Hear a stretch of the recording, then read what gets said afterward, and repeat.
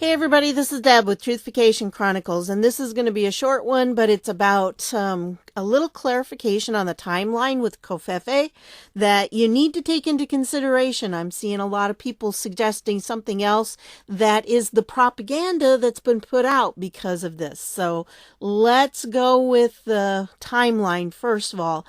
When Trump went to Saudi Arabia, that was his very first foreign trip that he chose that. And if you follow the 17th letter of the alphabet, you know why he chose that, and that some major changes had to take place there first. It was kind of like a keystone event that needed to happen. And so this happened, if you look at this article, it says May 20th, 2017. Okay? So that's when he was there, and he was there for a couple days, so say May 20th to May 22nd, in that time frame. Then he came home, and he made this tweet, and people were scratching their heads, and see, this is May 31st, so you had the May 20th, 22nd, then you have May 31st. This is when he made it, and he eventually, shortly thereafter, deleted it. But he also put up something, another one that asked if people could understand what he was talking about. And so they thought it was unfinished and it was just a typo. And that's the story that's out there, despite the constant negative press, COVFEFE. But for those who have been involved in reading these Google documents, it says here very clearly, the people from Google understood what was going on. And it says, see their goal, this was something they had. We currently translate the query COVFEFE from Arabic to English into I will stand up. This created some confusion this week as users tried to translate Donald Trump's tweet from Wednesday night, which had the word COVFEFE in it, since the word has no real meaning. Okay, but clearly it has a meaning. It translates, I will stand up in Arabic. So what did Google do? They wanted it to have no meaning, since the word has no meaning. To them, they didn't want it to have meaning, because that would mean that Trump was saying, despite the constant negative press, I will stand up, which is what he meant. It's very clear that is what he meant. And yet they're trying to make it into another narrative here. And they wanted to make it into this symbol, which they didn't end up doing. But see, very clearly, they even put it in their own translate, and that's what they got. It came up, I will stand up. But they didn't like that. So they wanted to fix it and to change it so it would not come up. Because to them, they didn't want people to hear Trump saying, I'm going to stand up to the press. Despite their negativity and everything they're doing, I'm going to stand up. Because Google's part of this. And so look at the date on this, June 2nd. This was the whole discussion in this document here. This was the discussion about how to get it so it wouldn't come up. Yeah, and it goes down. I mean, we're talking coding and everything. These were the affected files they had to delete or edit. And, they have it all here. And so when you're sitting there saying, no, it didn't come from that, it doesn't mean anything, you're missing the whole point. Google knew it meant that. And they were trying to change it and to delete it and to wipe it from the entire internet so people wouldn't understand what Trump was really saying. I mean, you can't say it otherwise. That really is it. And even right here, this is in Wikipedia, which is definitely anti-Trump, but it says here something I think is very important, because it says, off camera at a press briefing later the same day, Sean Spicer responded to questions about the tweet with the statement, the president and a small group of people know exactly what he meant. This was him throwing a red flag out there, a red cape, going, here you go, press, come at me. That's what he was trying to say. No matter what you throw at me, I'm going to stand up against it. That's what he was saying, and the press knew it. And so they made this concerted effort to discredit Trump. And that's really what happened. So you had this New York Times article that came out, June 1st came out, and they're trying to say, see, it was a typo and garbled tweet and all these negative things trying to say that. And then they bring in this Arab who is a professor of Arabic, and they bring him in there to lie, which he did. And, that's one of the things about Islam. They don't mind lying and deceiving if it's to promote the cause of Islam. I mean, that's just accepted. And of course, they're trying to blame, who on it. And so this went out. This was a propaganda piece to try to keep people from realizing what COVFEFE really meant. And so then that wasn't enough. They got this congressman, this Democrat congressman, to make this act. And they must have had to do handstands to get this to come out. I mean, what words can we use to spell COVFEFE? That's what they did. And so on June 12th, this comes out. So those of you who are trying to say that this is what it really means, that he was referring to this, is crazy. Because this happened on June 12th, and his tweet was on May 31st. So this was purely another act of propaganda to try to discredit Trump and to keep people from knowing what that really meant. And what's really ironic, I think, is that it kind of wiped everything from the internet. And unless you know Arabic, you would not know that COVFEFE actually does mean something. So, even if you saw it before, you'd go back and try to replicate it. And now you can't, because when you go in, like I showed you in the video, it doesn't show. You can't see. It just gives you the translation COVFEFE. That's all it will give you. So there is no way to verify it otherwise, unless, like I said, you know Arabic.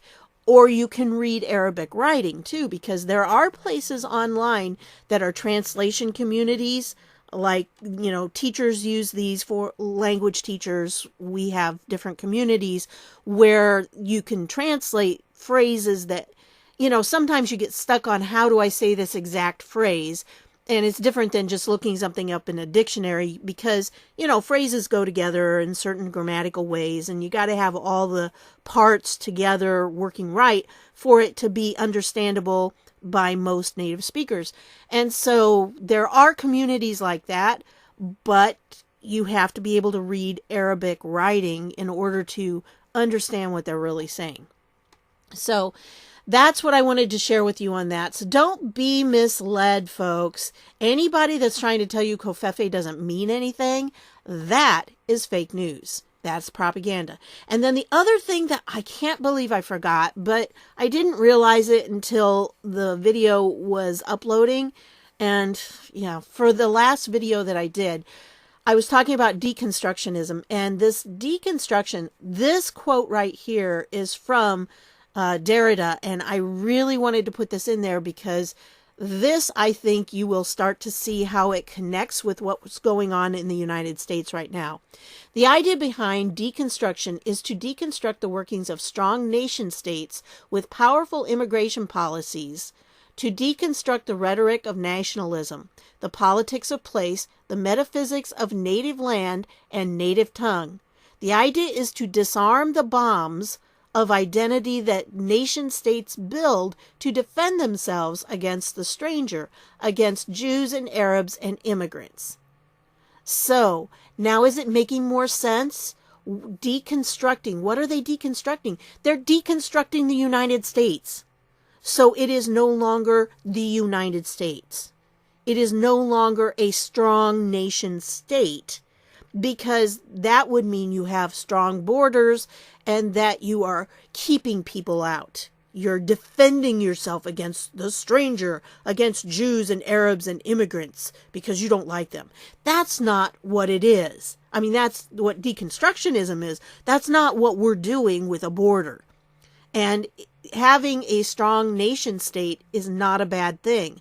But there's this whole colonialism idea. Now, remember, I told you that guy was from Algeria. Algeria was one of France's colonies in Africa. That's why there's this anti-colonialism type mentality in this man and in his deconstruction type thinking. He wanted to deconstruct the whole idea of this, power, this strong power nation state having the power over these colonies. And that's what he was fighting against. That's what his entire deconstruction was really fueled by, trying to deconstruct the idea of colonies and of these strong nation states deciding who could or couldn't go into their countries.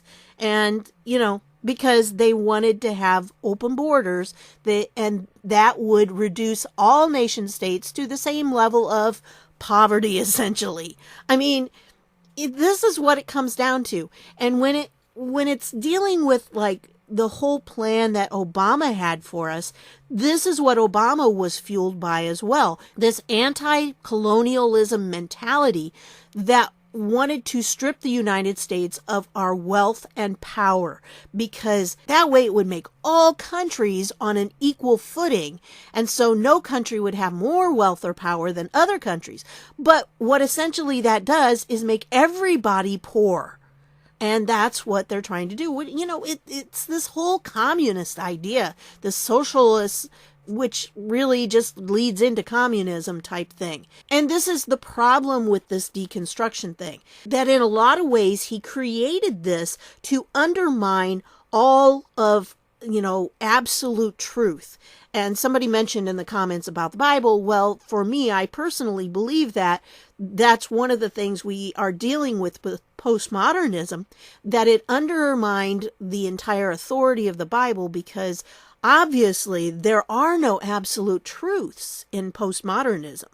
And you can't say what's true is true for everyone. What's true for you might not be true for me. And so postmodernism is really at the heart of this, and postmodernism has been an outgrowth of this colonialism, this anti-colonialism mentality. So I needed to share that with you. I can't believe that I didn't put it in the other one, but it was getting late and I was tired. So I wanted to make sure that I got this across to you, because I think this is vital in understanding really what this whole deconstruction thing is and how it strikes at the idea of absolute truth, so that you have this nebulous truth that differs from person to person. And when you do that, you undermine laws, you undermine any authority that holds your country together, anything that holds your country together. So something very important to be aware of. And you can see this, that's in that video, Understanding Derrida, Deconstruction and of Grammatology. That Grammatology was the book he wrote. And I'm still looking into this deconstruction. I don't obviously know that much about it yet, but I do know enough. When I saw this quote, that opened up my eyes to how what we're seeing right now with the liberals fighting against our borders, wanting to have an open border type situation. This is what I think is fueling it. And the idea that these guys at Google named their team the Derrida team is concerning to me, because it meant that they were followers of this guy, and evidently the higher ups knew that, because that's what they named their team. It was the team that was created to deconstruct this strong nation state. So should be concerning to absolutely every American. Anyway, I can't believe I forgot it, but I'm kind of glad I put it in this shorter video. Maybe more people will see it. And if you haven't seen the other video, you might want to watch that. So thanks for stopping by. I'll see y'all later.